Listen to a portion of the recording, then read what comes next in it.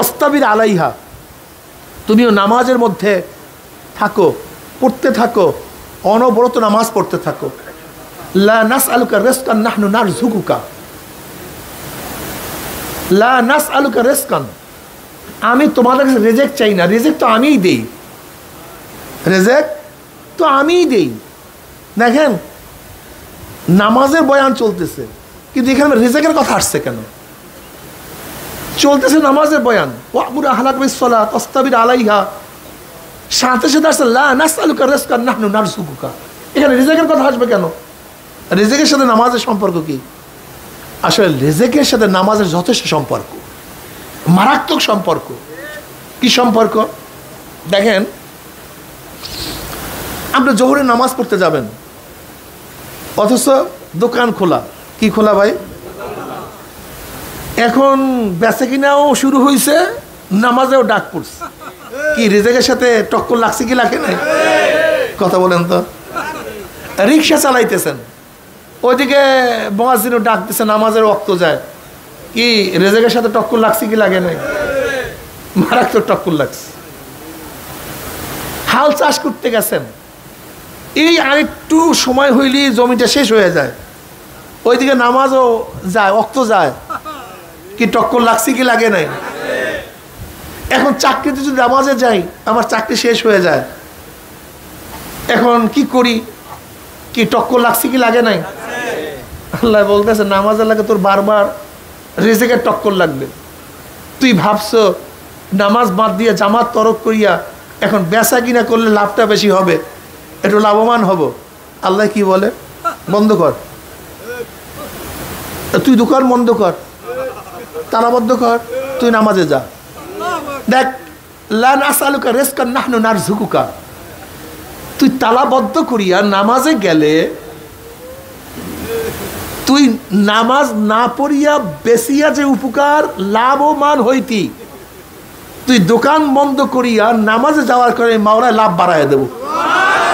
আমি তো রিজিক দিই।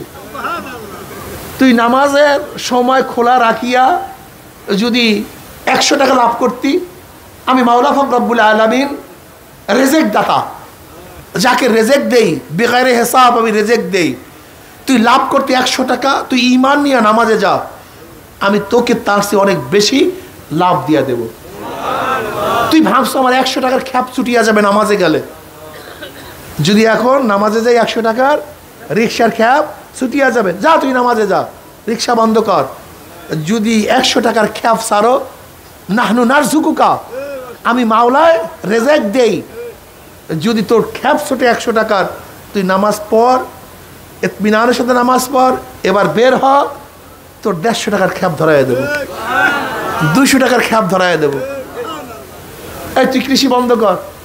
তুই ভাবছো এখন এই নামাজে গেলে আমার কাজের নোকসান হবে, ত্রুটি হবে, বন্ধ কর, নামাজে যা। তোর যদি এখানে ফসল হয় 1 মণ, তুই নামাজ পড়ার কারণে আমি মাওলা ওখানে 2 মণ ফসল দিতে পারি, ফসল বাড়াতে পারি। নাহনু নারযুকুকা। তুই ভাবছো পড়াশোনা এখন বন্ধ করলে নামাজে গেলে আমার একটা সবক ইয়াদ কম হবে, 1 লাইন কম হবে, যা তুই নামাজে ইতমিনানের সাথে নামাজ পড়, নামাজ পড়ি আবার সবকে বস। যদি আগে মুখস্থ করতে তোর সময় লাগতো 15 মিনিট বা আধা ঘন্টা, নামাজ পড়ার কারণে আমি 10 মিনিটে সেই সবক তোকে ইয়াদ করাই দেব।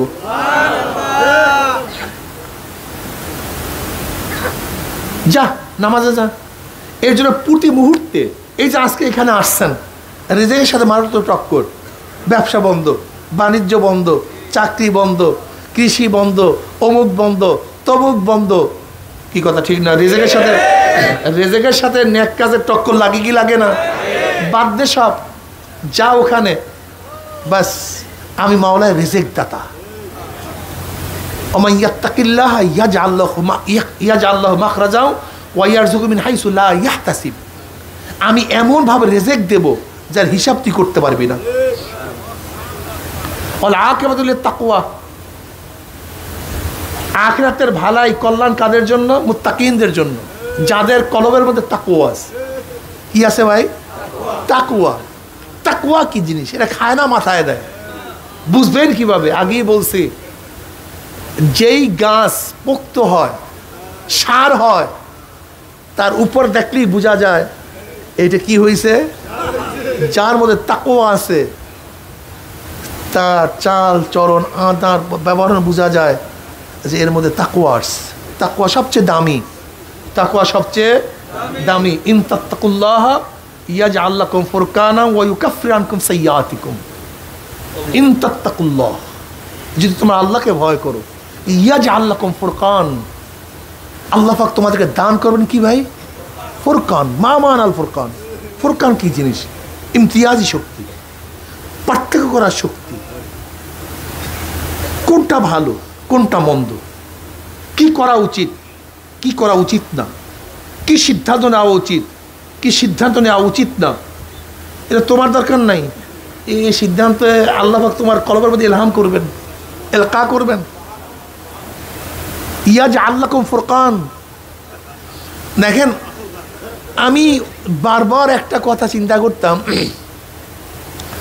আব্বাজান রহমতুল্লাহ আলাই সিয়াসতের ময়দানে আসছেন, একেবারে কালি মুক্ত, তিনি দুনিয়ার থেকে বিদায় হয়ে গেছেন। কিন্তু এই লাইনে আসার পরে সবাই কালি যুক্তই হয়েছেন। কালি মুক্ত খুবই কঠিন, একেবারে সুন্দর পরিষ্কার স্বচ্ছ দোষ ত্রুটি মুক্ত অবস্থায় এই লাইন থেকে বিদায় হওয়া খুবই কঠিন। কেন এখানে লোভ আছে, লালসা আছে, ক্ষমতার লোভ, অর্থের লোভ, ভয় ভীতি, জেল, সিদ্ধান্ত নেওয়া খুবই কঠিন, নড়চড় হয়ে যায়।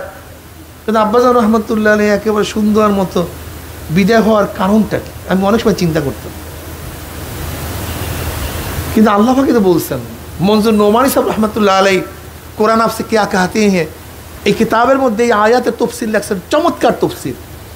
ইন তাত্তাকুল্লাহ ইয়াজআল লাকুম ফুরকান, যে আল্লাহকে ভয় করে আল্লাহ পাক ফুরকান দান করবেন।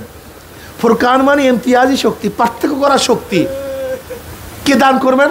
আল্লাহ। কে ওয়াদা করছেন? আল্লাহ। এই ফুরকান দেওয়ার ওয়াদা খুদ আল্লাহ পাক নিজে করছেন, তোমাকে ফুরকান দেওয়া হবে। সিদ্ধান্ত কি নিবা এটা তোমার দরকার নেই, আল্লাহর তরফ থেকে আসবে। ইয়াজআল লাকুম ফুরকান। আমি মনে করি শায়েখ মুর্শিদ নব্বরাল্লাহু মারকাদাহুকে আল্লাহ পাক রব্বুল ফুরকান দান করার কারণে তিনি সিদ্ধান্ত নিছেন যা আল্লাহর তরফ থেকে হওয়ার কারণে ভুল হয়নি। এর জন্য মুমিন কখনোই নিজের ভরসা করবা না, আমি বড়, আমি জ্ঞানী, আমি সব না। আমার মাওলা তো আছেন, তিনি সর্বজ্ঞানী, সবচেয়ে বেশি জ্ঞানী তিনি। তিনি তোমাকে ফুরকান দান করবেন। তুমি সিদ্ধান্ত নিতে পারবা কিভাবে সিদ্ধান্ত গ্রহণ করতে হয়, কি করব কি করব না, কি যাব না। দেখবো না সময় মনের মধ্যে কি করব। আল্লাহকে ভয় করো, আল্লাহ তোমাকে পেরেশানি মুক্ত করে সিদ্ধান্ত নেওয়ার তৌফিক দান করবে। এর জন্য সবসময় মনে রাখবেন, যখনই সিদ্ধান্তের মধ্যে পরামর্শের মধ্যে সিদ্ধান্ত বুঝতে পারি না, নামাজে দাঁড়ায় যাবেন, নামাজে দাঁড়ায় যাবেন। আল্লাহকে ভয় করবেন। হ্যাঁ ভাই সবাই নামাজ পড়ি আসেন, তারপর আবার বসি। আর একটা কথা মনে রাখতে হবে, নাহনু নারজুকুকা ওয়াল আকিবাতু লিত্তাকওয়া। এর জন্য হাদিসের মধ্যে আসছে, যদি নবী আলাইহিস সালাতু ওয়াস সালামের কাছে কেউ রেজেকের পেরেশানির কথা বলতেন, আমার নবী বেশি বেশি নফল নামাজ পড়ার কথা বলতেন। আমাদের কাছে কেউ যদি বলে হুজুর ঋণগ্রস্ত আছি, আমরা তখন বলি নামাজ পড়েন, বেশি বেশি নফল নামাজ পড়েন, বেশি বেশি নামাজ পড়তে থাকেন, আল্লাহ পাক ঋণ থেকে মুক্ত করে দিবেন।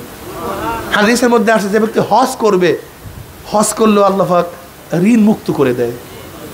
আর ঋণ মুক্তির জন্য নিজের মধ্যে পেরেশানি উঠানো চাই, কিভাবে ঋণ মুক্ত করা যায়। আল্লাহ পাক আমাদের সবাইকে কবুল করে নেন।